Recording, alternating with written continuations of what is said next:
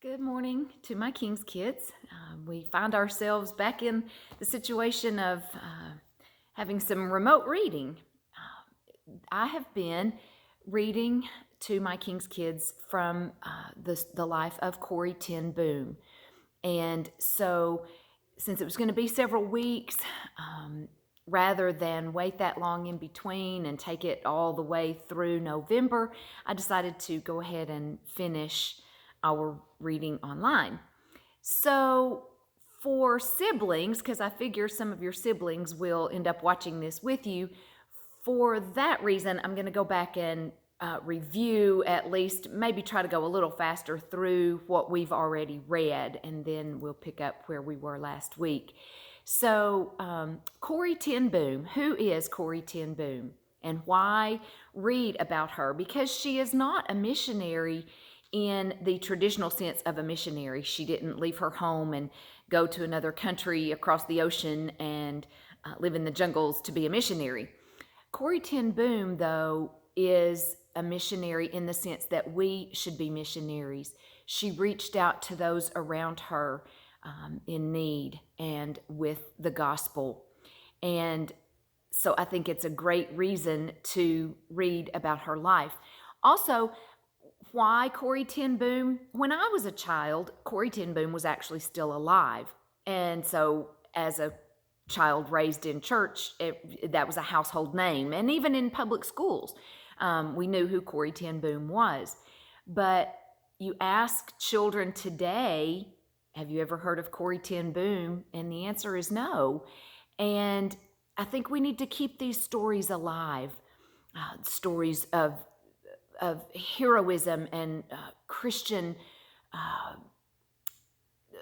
missionaries, truly in the true sense of the word. I said children in my class, even my students' parents, most of them in their 30s, 40s don't know who Corrie Ten Boom was and her story. And so we are reading about Corrie Ten Boom. So who is Corrie Ten Boom? Well, she was born in 1892 in the country of Holland. Let me try to show you, and I'll have to explain to the parents that are watching this, I'm using 3 or 4 different books, so it's not quite as smooth as the reading of Vinegar Boy, because one book, I couldn't find one book that told all I wanted to tell and told it succinctly enough, so I'm having to take bits and pieces and piece together. So I apologize, it won't be quite as smooth. But let me show you a map here. And the little orange country there is the Netherlands or Holland, and that's where Corrie Ten Boom was born in 1892. We'll refer back to this map a little bit later because we'll see how the countries around her impact her life. There you see the picture of the windmill. That's one of the traditional things you think about when you think about the country of Holland. So Corrie Ten Boom had 3 older siblings. She was the youngest in her family. Her siblings were Betsy, Nolly, and Willem. And they lived in this unique old house. They called it, I'm not sure if you say it, the BG. That's how I'm going to say it. But if you can see this old house there in Holland, it was actually 2 houses put together and some walls were knocked out, and we'll read more about that later too. It turned out, like this, the levels didn't meet in the first level and the second level. But anyway, it was a 3-level home there in the main street of Holland. And this part of it was her father's watch shop. Her father was Holland's premier watchmaker and watch repairman. Let's see if I can find a picture. I think there was a picture of her father at work in the shop. So there is a picture of her father, Casper Ten Boom, in his watch shop. And actually, Corrie became and helped him there in his shop, and became the first woman recognized as in the apprenticeship of watchmakers and watch repairers. So later in life, she will become his assistant. At the time of when Corrie was a young girl, in addition to her siblings, her mother's 3 sisters also lived in the home with them. So it was quite a crowded home. Here you see Corrie's 3 aunts. Now, we call our aunts Aunt Jan or Aunt this. They called theirs Tanty or Tonty. I'm not sure exactly how they would say it, but they had Tonty Jan's, Tonty Anna, and Tonty Becky, I believe. I'm not sure about that. So why did her sisters live with them? One of the sisters was a widow, and so had come to live with them because of that. But also, Corrie ten Boom's mother was very ill and spent much of her life confined to the bed. And let me see, I thought I had a picture of her mother confined to the bed. And so the aunts came, the other 2 aunts came to help take care of the 4 children because Corrie's mom could not care for them laying up in bed all that time. Let's see. I'm just telling this rather than reading because I can condense it so much better. Even though their mother was very ill, she did try to minister to those around her. She would knit there in the bed, knit blankets and hats for the poor in their area, and they were surrounded by poverty in their in their area. She would also, when she could be up and about, would visit the poor, take meals, even though they themselves barely had enough to feed all the people in their home. They still were always sharing meals with those around them. So in her home, Corrie learned some very important lessons. First of all, Corrie learned that God is always with her. One of Corrie's favorite Bible stories was the story of Jesus as the Good Shepherd. And this was her favorite Bible story. And from that, she learned that God is always with us. Let me tell you this about Corrie's father. Very disciplined man, and he was a watchmaker, and he was very precise. He wanted his watches accurate to the second. He went once a week to set his watch or some watches by the atomic clock in the main town there. And so he came to the dining room precisely at 8:10 every morning, and precisely at 8:30 every morning he took the family Bible from the shelf, and everyone in the home gathered around for morning Bible devotions and prayer time. So from that, Corrie also learned the importance of prayer and that God answers prayer. And we'll see that be a very, very crucial part of Corrie ten Boom's life as we go. Both of those, that God is always with her. Corrie's going to go through some dark times in her life, and she will remember from her childhood that God is always with her, and the importance of prayer.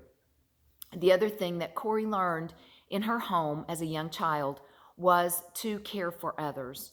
She saw her mother giving her time to care for others. And Corrie learned, even from a young age, she began ministering on the streets to the poor in her area.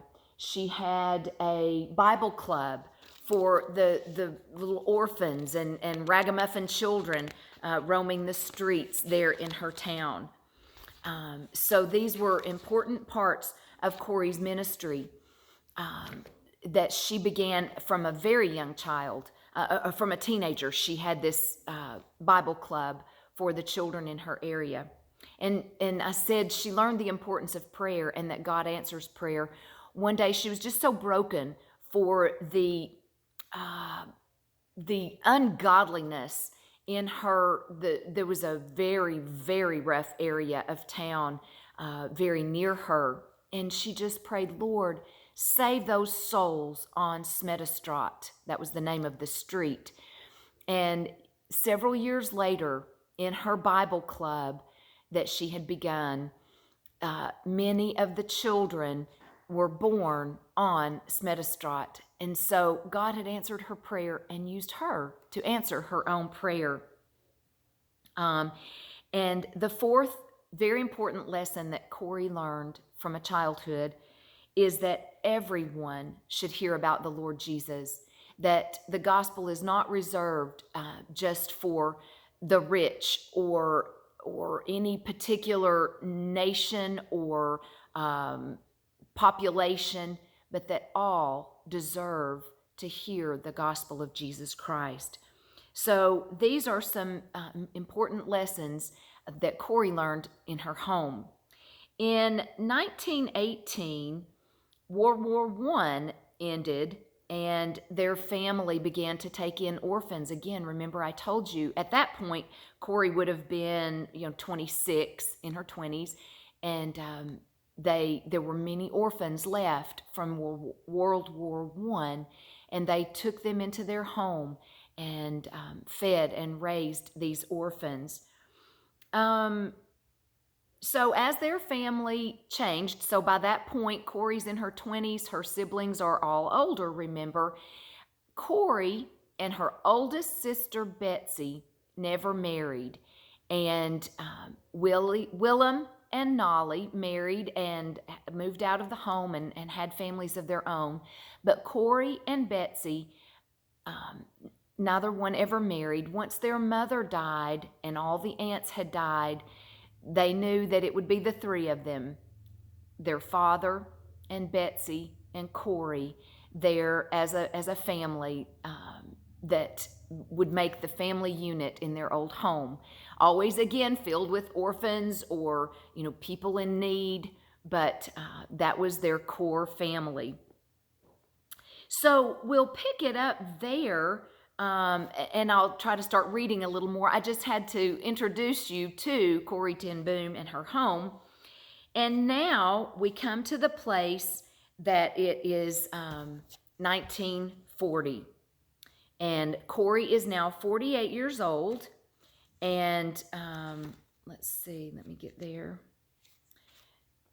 And Corrie, Betsy, and father sat in front of the radio listening closely to the evening news. Rumors from Germany continued to circle around Haarlem. So if we go back to our map, you see there is Corrie's country. This one right here is Germany. And we know who's coming to power in Germany, the Nazis and Hitler. Corrie's country, Holland, was in danger of being attacked. The Germans, led by Adolf Hitler, were sweeping across Europe and taking over many countries close to Holland. Corrie fidgeted nervously as the broadcast came over the radio. Was Holland next? Soon the Prime Minister's voice crackled through the speaker. Germany will not attack us, he promised. There's nothing to be afraid of. At this announcement, Father angrily switched off the radio. The Prime Minister is a fool, Father said. The Germans will come and we will fall. God help everyone who does not call on the name of the Lord. Corrie stared at Father in shock as he turned sharply and went up the stairs to bed. Normally, Father was very peaceful and gentle. To say such a thing about the Prime Minister was not like him. Corrie and Betsy looked at each other in stunned disbelief, but somehow they knew he was right. Finally, Corrie and Betsy followed Father up to bed, an uneasy feeling fluttering in their stomachs. Boom! Corrie sat up suddenly in bed. What was that? She wondered. A bright flash, followed by a loud boom, erupted in the quiet night. As her bed shook, Corrie crawled toward her window and peered outside. The sky glowed scarlet as bombs exploded on the ground just outside of her city of Haarlem. Throwing on her bathrobe, Corrie hurried down the stairs to her sister's room. Betsy was awake, sitting up in her own bed. The Beiji shook as more bombs fell. "War!" they cried as they held each other in the dark. The whole city quaked and skies flashed. Was this really happening? Corey thought, frightened. What will become of our country if the Germans bring their hatred here? What will happen to Holland? As these questions rolled around in her head, Corey wondered if she was strong enough to trust in her God even now. "Corey," Betsy said, "let's go downstairs to pray." "Oh, yes," Corey agreed. Betsy grabbed Corey's hand as they knelt down to pray. Corey prayed for all those she could think of, including the Queen and the Prime Minister. When Corey finished, Betsy kept praying in a gentle, calm voice. "God," she said, "we pray for those German pilots in the planes right now. They are stuck in this great evil of hatred and violence. Please open their eyes to it and bless them." Corey's eyes snapped open. She stared at Betsy, shocked. How could she pray for these evil people? But Betsy prayed on. Corey could tell that Betsy believed God's grace was for everyone, even those who were carrying out Hitler's awful plans. "Oh, Lord," Corey said as she closed her eyes once more. "Listen to Betsy and not me. I can't pray for those men in the planes at all." For the next 5 days, everyone in Holland held their breath as their Dutch soldiers fought against the Germans. The Ten Booms kept the shop open, not to sell watches, but so that people could talk with Father. Many came to the shop and prayed with Father for their husbands and sons out fighting. Corey brought the radio down from the house and set it atop the display case in the shop. It hummed constantly with news about the war, and most of the news was not good. Soon the radio brought news that the Queen had left Holland. Corey, Betsy, and Father walked outside in disbelief. If the Queen has left, what hope do we have? Everyone else was out in the streets too. On that morning of May 14th, 1940, they knew that the end was coming soon. Above them, a window flew open, and a man leaned out. "We've surrendered!" he cried. Corey clasped Betsy's hand tightly in hers as the bad news rang in her ears. Holland had fallen. And here's a picture of an actual newspaper story there that Holland had fallen to the Germans, to the Nazis. I'm going to stop there, and that will serve as our introduction, and then I'll pick it up with the next segment.